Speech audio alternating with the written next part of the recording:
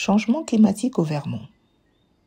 Lorsque nous brûlons du carburant pour faire fonctionner nos voitures, nos camions, nos bus et nos avions, pour chauffer et climatiser nos bâtiments ou pour fabriquer des objets dans des usines, des gaz sont libérés dans l'air.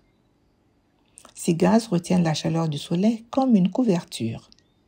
Cela rend notre planète plus chaude et modifie notre climat.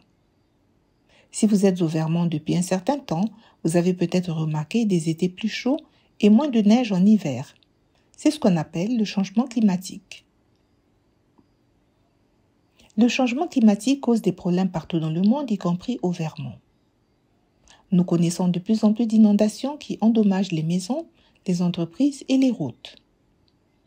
Un temps plus chaud peut signifier davantage d'insectes comme les tiques et les moustiques. Cela peut également rendre l'eau des lacs et des ruisseaux impropre à la baignade en raison de la présence de bactéries et d'algues. Il y a également davantage d'incendies de forêt et davantage de moisissures dans les bâtiments, ce qui rend la respiration plus difficile. Selon l'endroit où vous vivez, des vents extrêmes et des chutes de neige abondantes et humides peuvent également entraîner davantage de pannes de courant. Le changement climatique provoque une crise partout dans le monde, mais chacun d'entre nous peut adopter des pratiques qui pourront aider à protéger notre planète et nos communautés.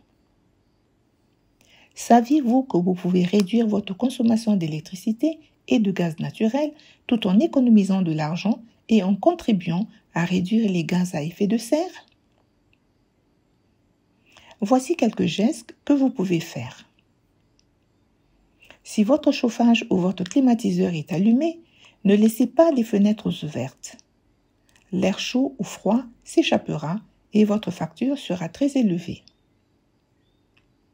Assurez-vous de baisser votre chauffage et d'éteindre votre climatiseur avant de quitter la maison pour économiser de l'argent et de l'énergie.